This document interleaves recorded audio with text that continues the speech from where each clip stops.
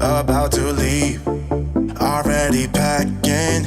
Come with me, I'm not really asking. We'll get away to a place where we don't know. About to see the world in action, what we can be, life with no distractions. We'll get away, this is what we waited for. Take my hand, we'll make it somehow. We can't miss out. I'm done living life with the lights out, die with my own doubts. Be free with me. Let's be free with me.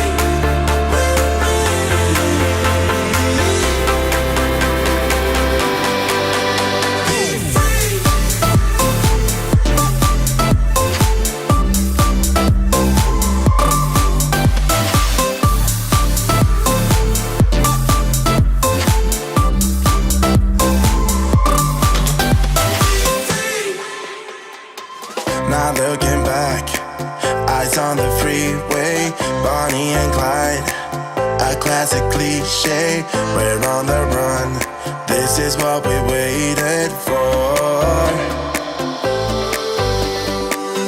Take my hand, we'll make it somehow. We can't miss out. I'm done living life with the lights out, die with my own doubts. Be free.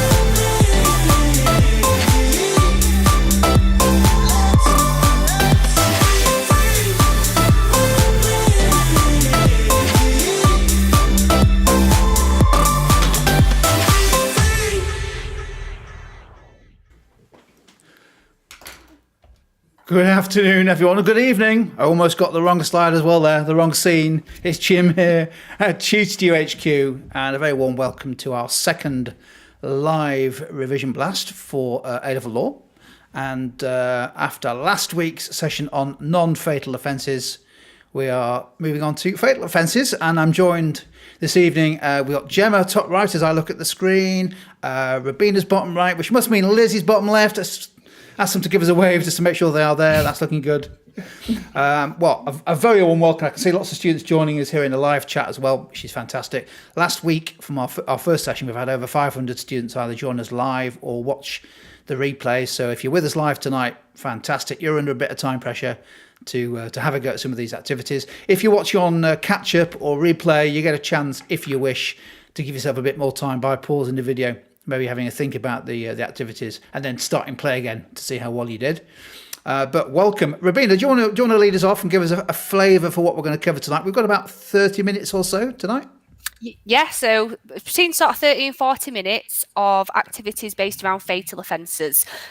Quite fast-paced, as Jim says there, just really short sort of little revision blast sessions there, covering murder and manslaughter offences there. So I'd get yourselves ready in the chat as we get ready to move to the first activity. Brilliant stuff. Have fun, everyone. Right, so the first activity we're going to start with this evening is a bit of sort of reversed vowels. So you can see there that there's been some alternate vowel placements there for you to be able to work out the words. Now, hopefully this first one should be very easy for you, just a little bit of a warm up. So can I have the first slide, please, Jim? Excellent. Can we make a start then? Hello, Jennifer. Nice to see you.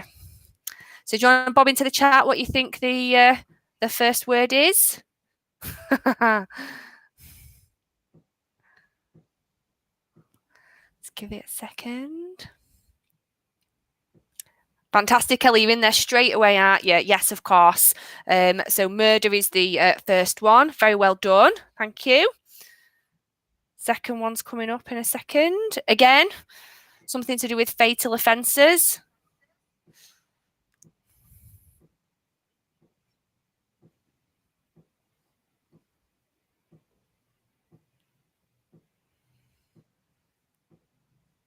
Fantastic, Ellie. You're on a roll tonight, aren't you? Yeah, as you can see, Jim's just going to move it now. Diminished responsibility. So we've got some activities on that this evening. And then again, next one. Thank you.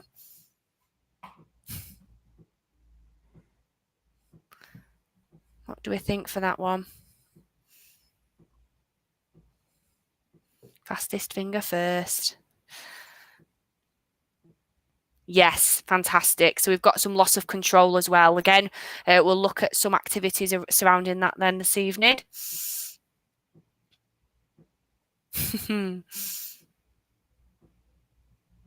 Yeah, well done, Samson. Well done, Tala. Next one.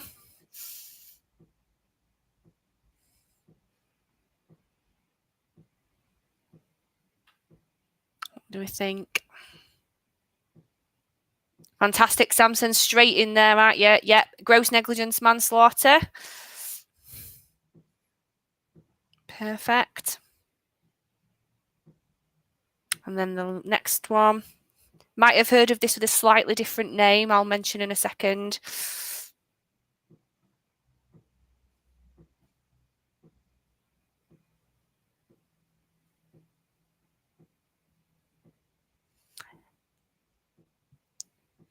Yes, perfect. You too. Thank you. Yes. So unlawful act of manslaughter. You might have heard of it as constructive manslaughter as well. I know we certainly refer to it as both, and I imagine your other colleges will have done too. Next, please. Right, so the next sort of short burst activities then are some multiple choice questions. So you just need to get ready to put sort of your A, B, C. Some of them might potentially have D as well as an option. So if you get ready for those. So the first one, hopefully nice and relatively easy for you. Who's defined murder? You can just put the letter in. Well done though, Samson. Yeah, you can just put the letter. Make it quicker for you. Fantastic, Will. Yes, Ellie. Yeah, thank you, Jim. Can we have the answer just to make sure? You are all correct. Yes, Lord Coke. Definitely not Lord Pepsi. Next one, please. Right then, the sentence for murder. A, B, or C. See what people are thinking.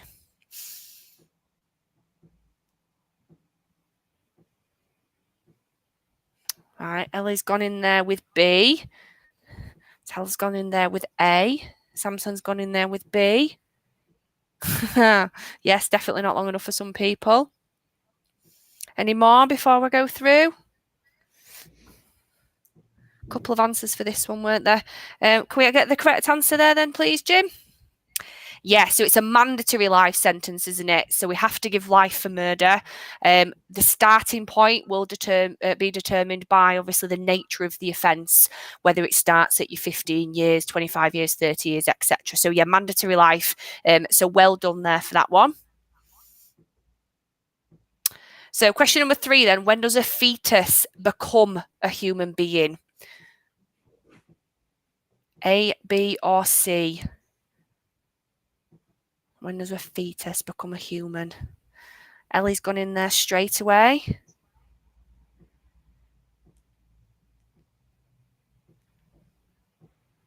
Good, good. Got some answers coming in.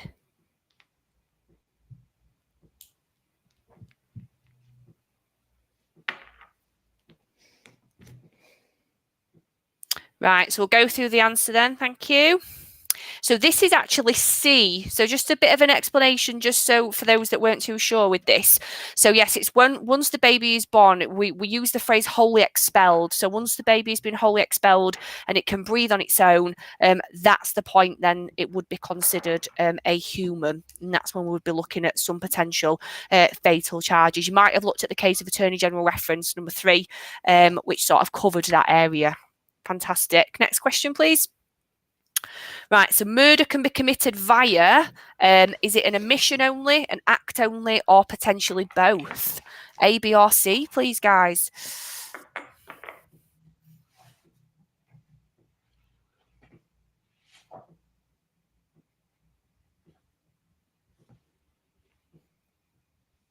So Ellie's gone for C. Let's see what anyone else can think of.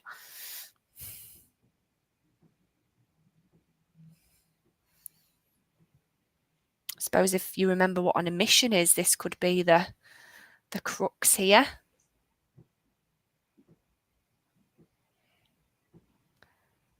Yep, good, fantastic. Jim, can I have the answer, please? Yes, so it is an act or an omission, isn't it? So we can kill through a positive act from killing an individual, which a lot of murders are.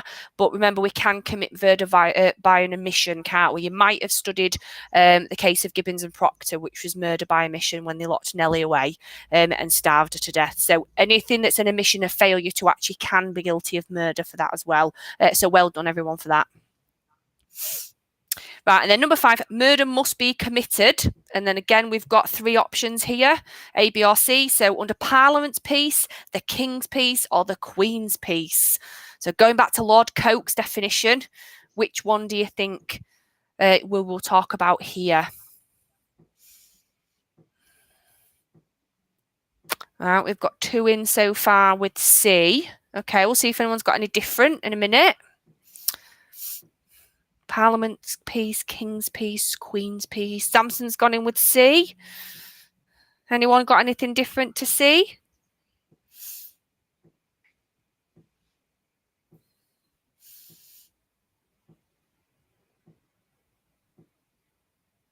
Right, well, you are all correct. Very well done. Jim will share the answer up now. So it is under the Queen's peace, isn't it? So if you're a soldier killing during an act of war, we won't constitute that as murder.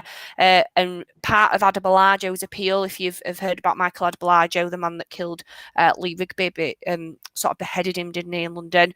He tried to use that as a partial reason for doing that it was an act of war, but it wasn't. Obviously, that got thrown straight out. So yes, 100% under the Queen's peace. Very well done. Remembering Lord Coke definition there. A little bit more of a terminology question here again then. So what does oblique intent mean? So we need to have either direct intent or oblique. Can we have a look through the 3 answers and see what we think then? A, B, or C? Oblique intent. Straight on it. Look at that.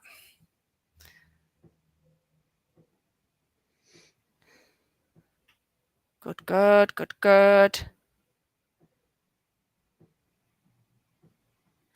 Yes, thank you. Yes, Jim? So it is, well done, it is virtually certain, isn't it? So you had no aim and desire, but you were virtually certain that the outcome could occur, death or serious injury could occur in that instance, and you will still get that murder charge, won't you? Very well done.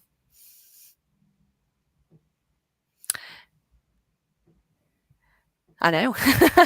So what type of crime is murder? Is it a summary crime, a triable either way crime, or an indictable crime?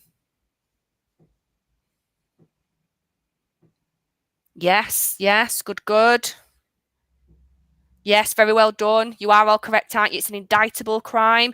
Just out of interest, can you bob into the chat an example of the other 2? So if murder is an indictable, a really serious crime, can you think of any examples of summary crimes or examples of triable either way crimes? See what you can come up with.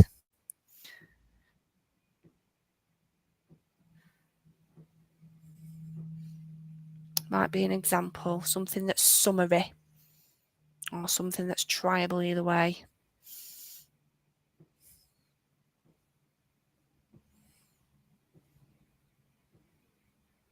So Tally, you've put there ABH. Yeah, can you just let me know which one you're thinking that's an example of? So is that a summary offence or is ABH tribal either way?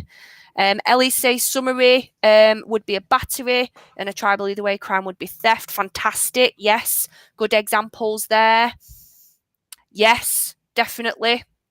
Theft will be tribal either way, won't it? Yes, Meisha, summary crime, disorderly behaviour. Good. Yeah, so we seem to know, don't we, the difference between these three offences here, which is great. Thank you. Right then, next, please. So the mens rea for murder. So we know with the actus reus we need to kill, don't we? Mens rea for murder. Again, can we have a look at our three options?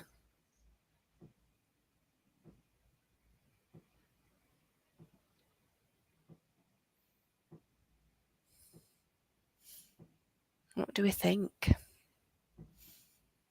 Intention or recklessness to kill or cause serious harm, intention to kill only, or intention to kill or cause serious harm. Oh, we've got different answers this time.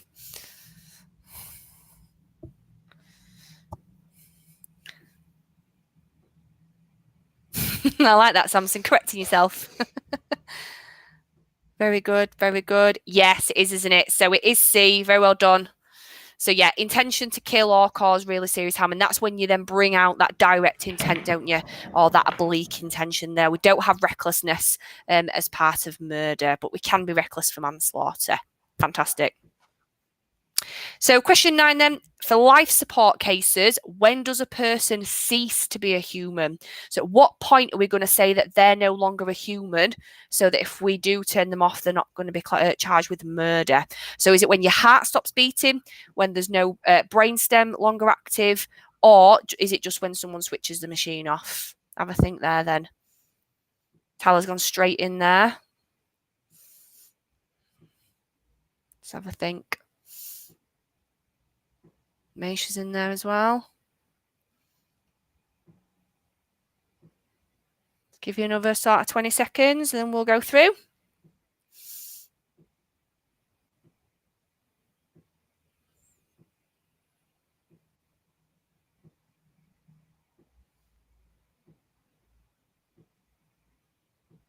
Yes, very well done, guys. So yes, please, Jim. Thank you. Yes, so the brainstem, isn't it? So once we've done the Royal College tests and there's no brain activity anymore, that's the point that you would cease to be a human there and would have to do, obviously, what's in the best interest. So you might have learned of cases like Bland, under the Bland ruling, or Malcorrect and Steele, their joint appeal case as well to do with life support machines. Fantastic. And then number 10, murder is A, B or C. Is it a form of delegated legislation? Is it a statute offence? Or is it a common law offence? Thinking about where it's come from. See what we can do to finish off.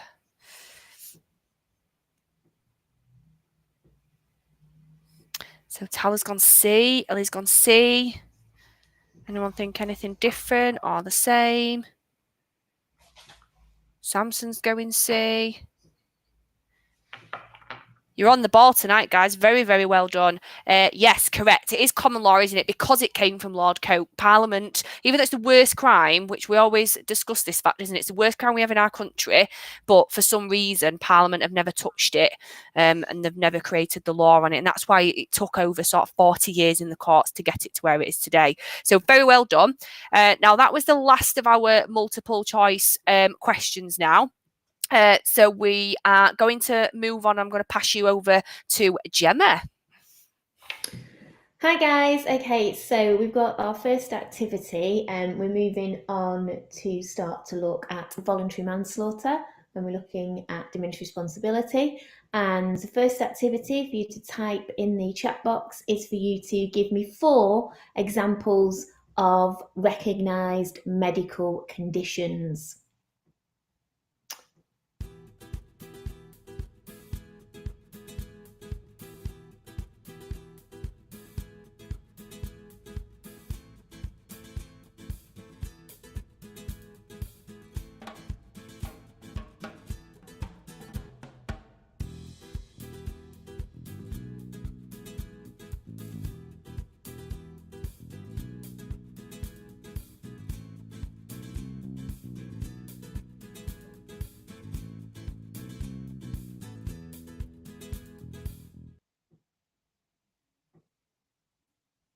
Okay, so type in the chat box what you think. You don't have to stop at 4 as well. We could go over 4. You don't need to stop at that.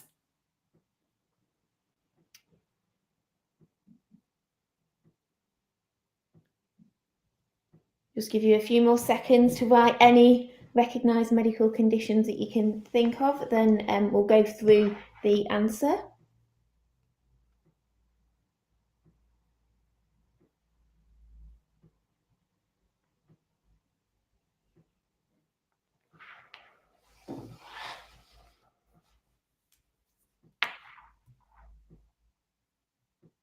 Oh, getting some in now there, okay.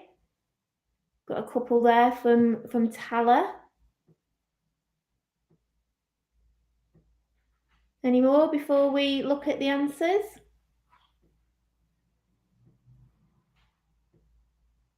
Okay. Right, so we'll start to look at the answers and then we'll go through them. Okay, so 4 examples of recognised medical conditions. Okay, so we've got here personality disorder. We've got battered spouse syndrome, as was seen in the case of Alawalia. We've got depression, which some people picked up on there. That was seen in Sears. And we've got an adjustment disorder. We've also got some other really good examples in the chat box there that I just want to bring up. Somebody's mentioned there about pre-menstrual tension. Yes, that was correct in Smith. Also, you could have possibly had postnatal depression, as in Reynolds. And also there is alcohol dependency syndrome, which was seen in Wood. So there's a vast array of examples of recognised medical conditions which could come up in the exam, particularly in a scenario question as well. But really good for bringing up those suggestions there. Of course, there is more than 4 and you picked up on them. So well done, guys. Okay, so we're moving on to this bubble quiz, okay, where you have to identify the correct answers. The number of answers that are correct on the question can range from 0 to all 4 of the bubbles. So you type in the chat box which bubble you think is the correct answer. Remember, there could be 1, up to 4, or 0. So the first question, which of these are qualifying triggers for loss of control? So we've got A, anger, B, sexual infidelity, C, fear, and D, revenge.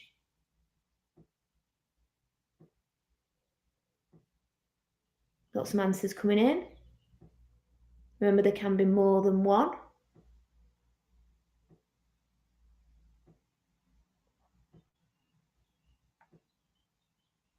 Everybody seems to think C, so I think we've got a C. Is there another one as well? C and...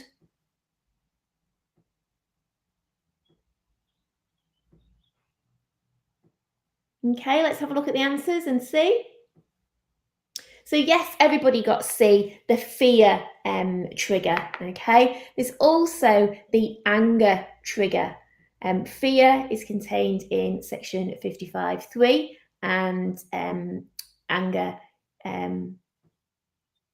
fear is contained in section 55.4 and anger in section 55.3, okay, of these statutes, okay? So good for picking up on C, and also it's a fear or anger.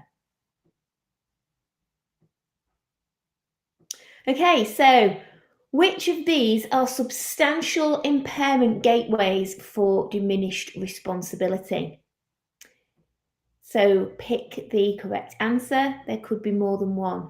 We could have A, a complete destruction of control, B, exercise self-control, C, understand the nature and quality of their actions, or D, form a rational judgment. We've got some quick answers in there, okay? See what else anybody thinks. You know your stuff on this one, don't you, guys? Okay, let's take a look at the answers. B, C and D, of course. Well done, everybody, for getting that correct there. Yes, lost the ability to exercise self-control, understand the nature and quality of their actions, and form a rational judgment. Well done.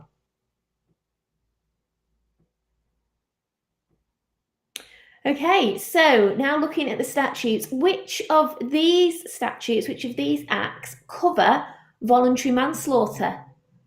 We've got Coroners and Justice Act in A, Homicide Act B, Criminal Justice Act in C, and Voluntary Manslaughter Act in D.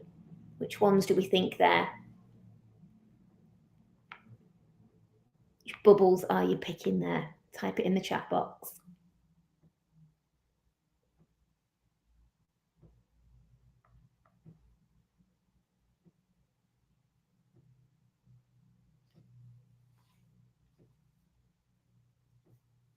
Again, we've got some quick answers there. Some people going for one bubble, some people going for two bubbles. Okay, let's reveal the answers and see what you got. Yes, it is, of course, A. We've got Coroners and Justice Act for loss of control, and we've got the Homicide Act for diminished responsibility. Well done for the people who correctly answered that question. Okay, so which of these form part of the test for loss of control? Is it A, the condition provides an explanation, B, a person of the defendant's age and sex in similar circumstances may react in a similar way? Is it C, abnormality of mental functioning? Is it D, causes a substantial impairment? Which of those form the test for loss of control?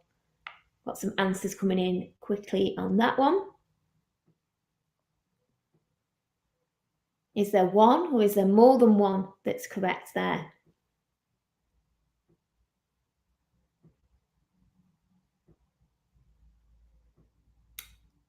Let's have a see. Let's reveal the answers.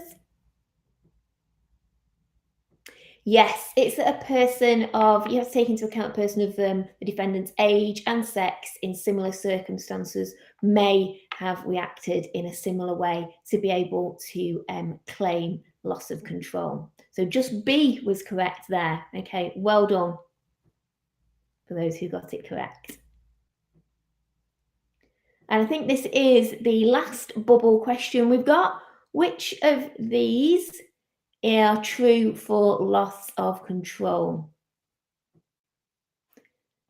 A, it must form a recognised medical condition.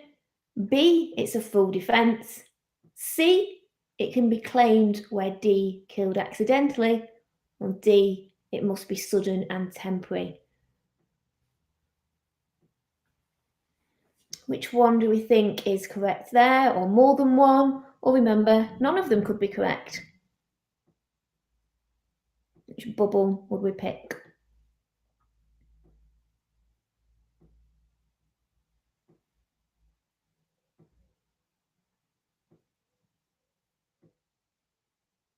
Okay, we've got a few different answers in there. Any more? Let's give you a few more seconds. Well, let's have a look at the answers. Yes, well done for the people who spotted that actually it's a bit of a trick question. The last one, none of them are correct. Okay, so well done, guys. You did some really quick answers there, and we tried to fool you on that last one, but we couldn't quite catch you out, could we, some of you? Okay, well done. So I'll pass over to Liz now, who's going to give you the final set of activities for this evening. Okay, that was great. Thank you, Gemma.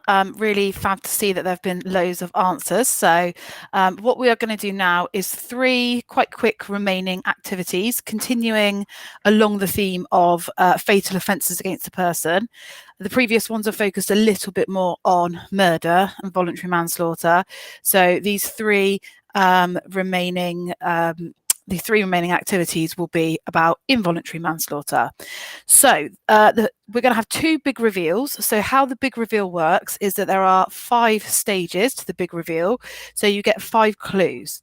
Okay, so the first clue, if you could reveal that, Jim. So you need to guess the case name. So if all of you that are watching live can pop the case names that come to mind in the chat.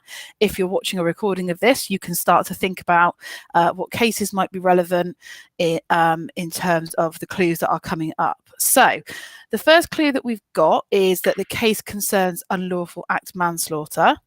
Unlawful act manslaughter is obviously a common law offence, like gross negligence manslaughter. It's not contained in a statute, so there are quite a few cases that you need to learn. So you might want to start just popping any cases that you can think of in relation to unlawful act manslaughter in the chat. Has anyone got any ideas? There are quite a few famous ones that have some quite interesting facts. Okay, no ideas just as of yet. Maybe if we can reveal the second clue. Okay, so was heard in 1996. So what we're looking for, if you could put your answers in the chat, is a case concerning unlawful act of manslaughter that was heard in 1966. So it's always nice to kind of, when you're citing a case in the exam, put the year in, but if you forget a particular year and you can't quite remember it, don't spend ages sat there thinking, oh, I must remember it. If you forget the odd one, you'll be absolutely fine. Okay, so we still haven't got any guesses at the moment in the chat, so we will give another clue. So 1966, yes, was also a good year because England won the World Cup. So the third clue we've got is a little bit of information about the facts. So the facts of cases are often actually the least important aspect in terms of kind of our legal study. What we really are looking for is the legal principle that's either demonstrated by the case or kind of the principle that's established, but the facts are useful to demonstrate those principles. So we've got the V mocked the defendant, which resulted in a fight. And one suggestion already. Anybody else want to contribute any more? That would be fantastic.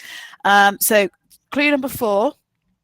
So you might look at clue number 3 and think, how's this a manslaughter case? Because she was just unconscious. So in this particular case, we've got some more facts here. The defendant actually mistakenly believed the victim to be dead. So they had an altercation in the back of a van and he thought, oops, oh no, I've killed her, threw her in a river, but she actually wasn't dead as she drowned. So ooh, yes. So Samson, this is an interesting case, really unusual set of facts. It's also a case for coincidence of actus reus and mens rea, because he had his actus reus and mens rea at different times. He had his actus reus, of murder, when he threw her in the river and she drowned. Does sound like something out of Line of Duty, yes. But yeah, the mens rea was with the initial attack. So if we reveal the last one, so this case, whilst it's got really interesting facts, which we like, this case is really, really significant for unlawful act manslaughter. It's actually what you'd call a defining case. So this is because, as the 5th clue indicates, that it sets the objective test for dangerousness. So with unlawful act manslaughter, you've got 4 constituent elements of the offence, 3 elements of actus reus, 1 element of mens rea, and this, first of all, you've got to prove that there is an unlawful act, and secondly, you have to prove that that unlawful act was dangerous. So this was the case that said that dangerousness is the test to determine that is, would the sober, reasonable person foresee or see that defendant's act might cause some harm? So, yep, Ellie and Tala got it, I think, on clue 2 or 3. So really well done. Correct. The answer is church. So whenever you're studying unlawful act manslaughter, whenever you're introducing the concept of dangerousness, church is your go-to case as a defining authority case, because it gave us the objective definition for that element. There are lots of other cases that you can refer to when you're thinking about dangerousness. So you've got common ones like Dawson and Watson or Larkin, but church is your key case. So everybody should make sure they understand that quite nice, concise test with that was established in that case.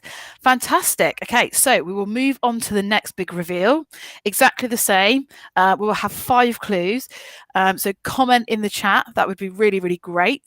So the first case is, the first clue, apologies, is that this case is concerned with gross negligence manslaughter. So can you pop into the chat any cases that you know connected with gross negligence manslaughter? So gross negligence manslaughter is also a common law offence, so which means naturally that we are going to have lots of case authorities to learn within it. Some of you might prefer cases, some of you might prefer if something's contained in a statute, and therefore you've got lots of section numbers to learn. So Samson's put RV Singh, which is a relevant case. The next clue was heard in 1994, so that should be quite a big clue. Some of you will think, oh, actually, yes, I do know that quite significant case in 1994. So if anybody wants to pop some ideas in the chat, that would be great. Samson's given another suggestion, which is looking quite good. So if we reveal the third clue, the victim died during an eye operation.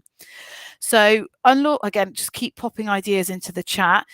Gross negligence manslaughter is a form of involuntary manslaughter along with unlawful act manslaughter, but the two are very, very distinct, the nature, and we're going to look at that, the differences between the two offences in the final activity in a minute, in terms of categorising them. So even though they're both forms of involuntary manslaughter, also feel free to pop in the chat. Can you tell me what that means, that it is involuntary manslaughter? The gross negligence and unlawful act are both two forms of it, but they are quite distinct. Okay, so keep popping in case names. Also pop in if you think you can tell me what it means that they're involuntary manslaughter. And we've got our fourth clue. So the anaesthetist, I always struggle to pronounce that word correctly, failed to notice that the oxygen tube had become disconnected. Okay, so in this case, I think we've got there. Everyone's put in the right case in, so really, really well done. Gross negligence requires proof of a duty of care and a breach of duty. And the breach of duty in this case was the failure to notice the oxygen tube becoming disconnected. So this wasn't an intentional, deliberate act, intentional or recklessly causing harm to the victim. So it wasn't unlawful act manslaughter, but it was a breach of duty. So if we reveal the last clue, is it set the test for gross negligence manslaughter. We have all correctly identified, or lots of people have correctly identified, that the case is Adamako. So well done. Adamako is a really significant case because it's probably the leading case for gross negligence manslaughter. And what we mean by that is that it provides an authoritative judgment outlining the elements of the offence, but it also defines key elements. And they did set the test for what it means to be grossly negligent. Samson's also popped in the chat. Unlawful manslaughter, they lack the intention to commit murder. So absolutely right. So as I said a couple of seconds ago, can any of you tell me what it means that it's involuntary manslaughter? And completely right. The defendant still causes the death of the victim like they do for murder, but they lack the intent for murder. So there's no intention to kill or no intention to cause grievous bodily harm. Fab, well done. So we will move on to the final activity. And the final activity is a categorise activity. So as you can see, on the screen, you have got 8 statements and you have got 60 seconds to work out which statement applies to which type of involuntary manslaughter. So what you might want to do is to pop in the chat and just say like 1, and you can put an abbreviation like UAM or GNM. So we will set the timer going for 60 seconds. Equally, you could put gross and then give the numbers for gross, or you could put UAM and give all the numbers for UAM. So we will set the timer going and you've got 60 seconds to work out how to correctly categorise these statements. Okay, so the dramatic music building the tension. I feel like I'm on countdown. But yes, so pop into the chat. Okay, so Samson has popped in the statements that he thinks applies to unlawful act manslaughter, which is very good. So you might want to give them a read through again and select which ones you think apply to gross negligence. Okay, so time-wise, we are halfway there. Obviously, if you're watching this on a recording, you can pause this. So if you'd like a little bit more time to consider what the answers are. So a few comments that are appearing in the chat. 10 seconds left, and then to conclude the session this evening, we will just go through and identify to which statements these apply. Okay, so thank you. We've got Tahas, who's also said UAM 236. Samson said gross 546. So we will, and Ellie has also contributed her ideas, so thank you very much. So if we go through the answers for these, this is how they are categorized. So 1, the act must be dangerous and cause death. So that is a statement that only applies to unlawful act manslaughter, because one of the 3 elements of actus reus, 4 elements of the overall offence, actually requires dangerousness to be established. So statement number 2 must be an act, not an omission. I'm going to go through these in order, kind of numerical order. Only applies to unlawful act manslaughter. So a really important distinction. Students often, I always find, really struggle in a question to think, okay, it's not murder, but how do I work out if it's gross negligence or unlawful act? There are a few ways that you can, there are a few little tricks. However, one of the key ways to identify if an offence is either unlawful act or gross negligence is if it has been committed by omission, that cannot be unlawful act manslaughter. That was confirmed in the case of Lowe back in 1973, that an omission will not suffice for unlawful act manslaughter. So number 3, unlawful act manslaughter is also known as constructive manslaughter. Oh, a couple of you are saying you only saw 6 of them on there. Apologies. So unlawful act manslaughter is exactly the same thing as constructive. So number 4, which is the statement can be committed by an act or omission, refers to gross negligence manslaughter. So that's a really important and key distinction between the 2 involuntary manslaughter offences. So for number 5, statement number 5, duty of care, that relates to manslaughter, because the first element of gross negligence manslaughter requires that we prove a duty of care from the defendant to the victim. And it was the case of Adamako that told us that the same principles for tort law for negligence are used in relation to establishing a duty and breach for gross negligence manslaughter. So that's why gross negligence manslaughter is a really interesting offence, because we bring in those tort principles of law of duty and breach. So number 6, you must prove conduct so bad in all the circumstances to amount to a crime, also relates to gross negligence manslaughter, because that is the definition of gross negligence manslaughter that was provided in Adamako. So when we're considering gross negligence, whilst we are drawing upon the tort law principles of duty and breach in relation to negligence, we're not just proving negligence, you have to prove gross negligence. There was a case of Andrews which tells us that a simple lack of care that would constitute standard negligence in tort law is not enough for gross negligence. So the word gross really emphasises that the standard of negligence that has to be proved for gross negligence is a much higher standard of fault that's got to be proven for tort. So statement number 7, you have to prove mens rea for the original act. That relates to unlawful act manslaughter.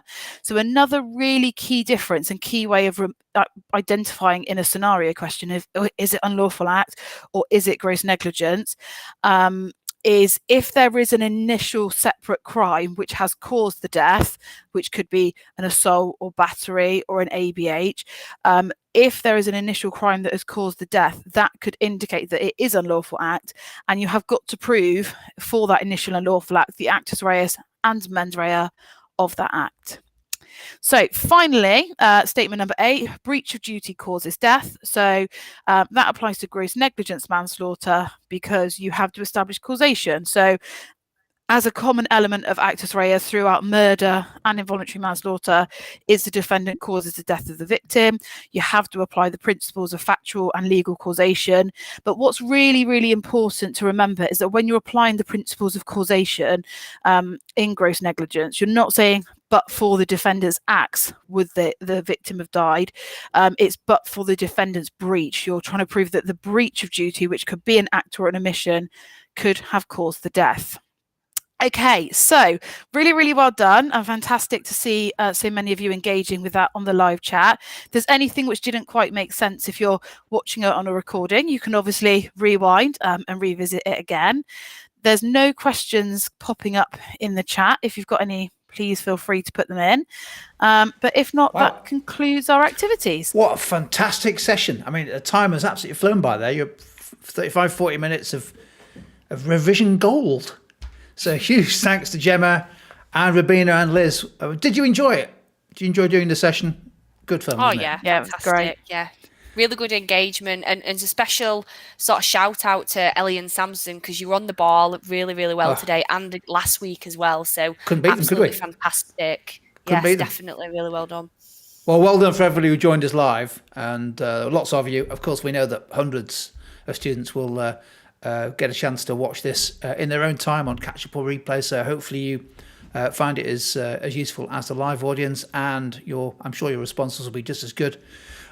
Really, really useful. So we've now done 2 live sessions. Don't forget, if you go to tutor2.net/live, you can watch a replay of this session and or download the PowerPoint if you want to work through the activities in your own time. Sometimes a good thing to do. Also, go back to last week's session as well on non-fatal offences. That'll be a useful revision thing as well. Rabina and Liz and Gemma and Sarah and the team are now sort of working on our next scheduled sessions. So if you subscribe to the YouTube channel, you get an alert as soon as that's ready to go. And we'll try to keep these things going, not just over the assessment periods and exam periods, but to support you throughout your studies. So we can't wait to catch you again on another live session.